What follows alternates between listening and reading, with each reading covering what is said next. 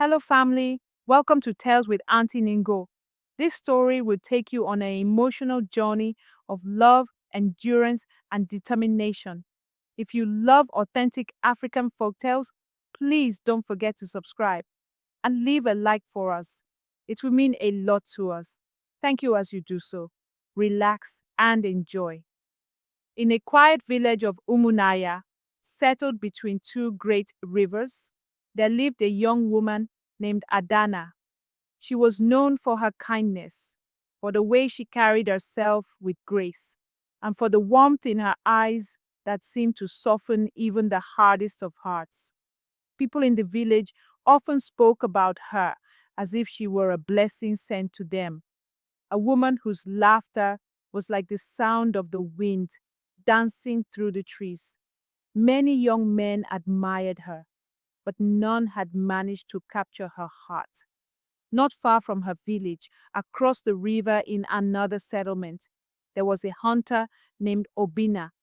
He was fearless, strong, and respected for his sharp instincts in the wild. But despite his reputation as a skilled hunter, he had never allowed himself to be softened by love.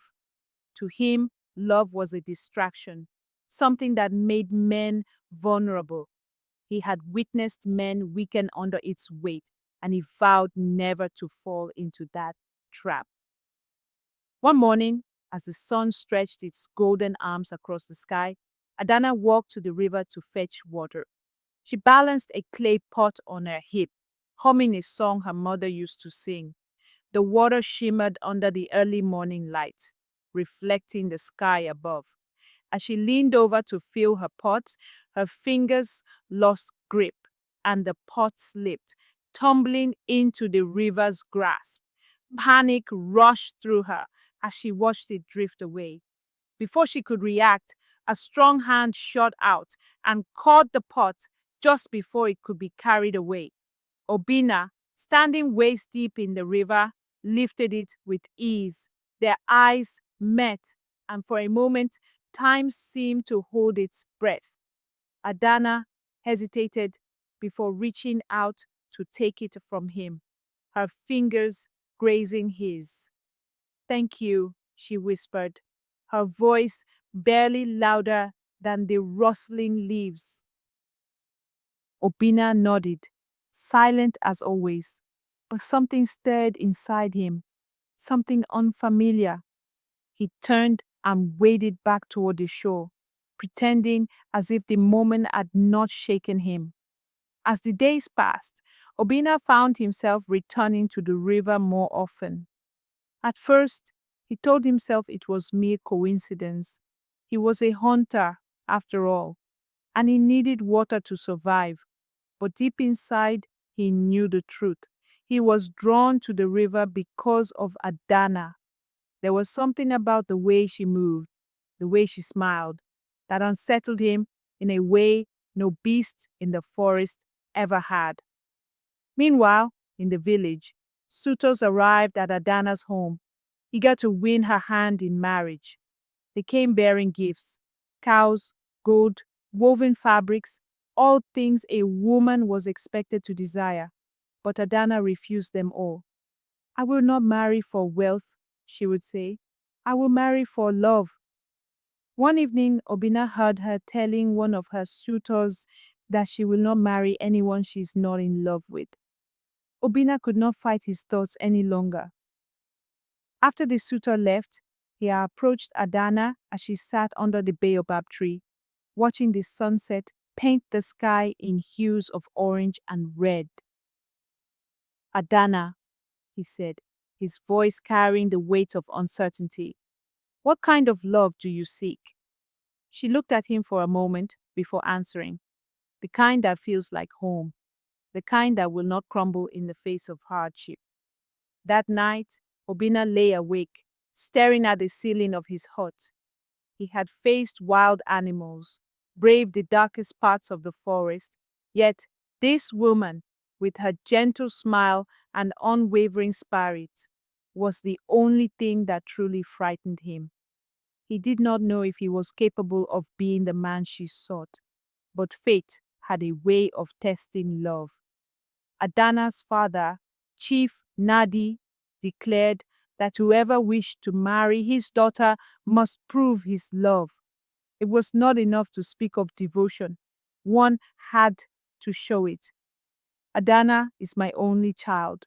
She is all I have after I lost my wife, her mother, Adanna's father said.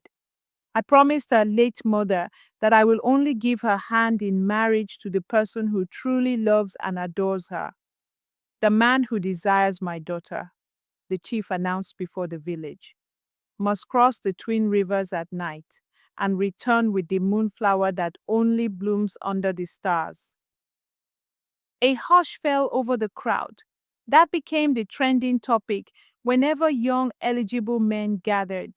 The twin rivers were known to be treacherous, especially at night. Whirlpools formed without warning, and the spirits of the water were said to claim the lives of men who dared to cross. The task was as dangerous as it was near impossible. Yet, when the time came, Obinna did not hesitate. He set out alone, determined to do what no man had done before. The river was restless that night, its current stronger than usual. The water whispered dark things to him, voices that did not belong to the living. Shadows danced beneath the surface, and the trees along the riverbank swayed like giants with unseen faces. Turn back, the spirits murmured. No man crosses the river and lives. Obinna clenched his fists. I do not fear death, he said, but I will not live without love. The spirits howled, but he did not falter. Reaching the other side, he searched the darkness until he found it, the moonflower, glowing faintly under the night sky. He plucked it, but the moment he turned to leave, the river rose in fury. The spirits were not pleased. A monstrous wave crashed into him, pulling him into the depths. For the first time in his life, Obinna felt helpless. He thought of Adanna, of the way she had looked at him by the baobab tree. He had promised himself he would not love. But now, in the face of death, he realized love was the only thing that mattered. Then he heard a voice. Hold on, Obinna. It was Adanna. She had followed him, risking everything. She threw a vine into the water, her hands shaking as she fought against the river's pull. With the last of his strength, he grasped it, and together they dragged him to safety. As they lay gasping on the riverbank, the moonflower still clutched in Obinna's hand, Chief Nadi stepped forward. He had seen everything. You have proven your love, he said, not just by crossing the river, but by showing that love is strongest when two hearts fight together. The village erupted in cheers. Adanna and Obinna were wed beneath the baobab tree, their love sealed not by riches, but by the strength of their devotion. Moral of the story: love is not merely words or gestures. It is action, sacrifice, and the willingness to stand together, even when the world threatens to pull you apart. If you enjoyed this story, please make sure to subscribe for more African folk tales that will keep you on the edge of your seat. The end.